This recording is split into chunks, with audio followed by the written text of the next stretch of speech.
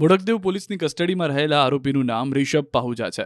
પોલીસે છેતરપિંડીના ગુનામાં આરોપીની ધરપકડ કરી છે. આરોપી રિષભે અમદાવાદના વેપારી ધ્રુવેશ પટેલને કાર વેચાણ આપી હતી, જેમાં land rover defender, range rover walk અને BMW વેચાણ આપવાની લાલચ આપીને 3.97 કરોડ મેળવી લીધા હતા.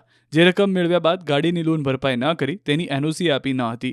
ઉપરાંત વધુ એક ગાડી વેચાણ માટે બતાવી તેના પણ ₹95 લાખ મેળવી લીધા હતા, જે પરત ન કરતા ફરિયાદ નોંધાઈ હતી, જેથી આરોપીની ધરપકડ કરવામાં આવી. સાથે જ આ ગુનામાં પ્રકાશ પાહુજા અને ચિરાગ પાહુજા ફરાર છે, જેની પોલીસે તપાસ કરતા તે બંને કેનેડા હોવાનું જાણવા મળ્યું. સાથે જ આરોપીઓ મુંબઈમાં ત્રિકમદાસ જ્વેલર્સના નામે શોરૂમ ધરાવતા હતા. જોકે તે બંધ થઈ જતા આરોપીઓએ છેતરપિંડી આચરી હોવાનું જાણવા મળ્યું. આરોપીના ગુનાહિત ઇતિહાસની વાત કરીએ તો અગાઉ પણ તેના વિરુદ્ધના મુંબઈમાં 3 ગુના નોંધાઈ ચૂક્યા છે. મહત્વનું છે કે આરોપી આ પ્રકારની મોડસ ઓપરેન્ડીથી છેતરપિંડી કરવાની ટેવ ધરાવતો હોવાથી આરોપીએ આપેલી ગાડીઓ અંગે પણ પોલીસે તપાસ શરૂ કરી છે.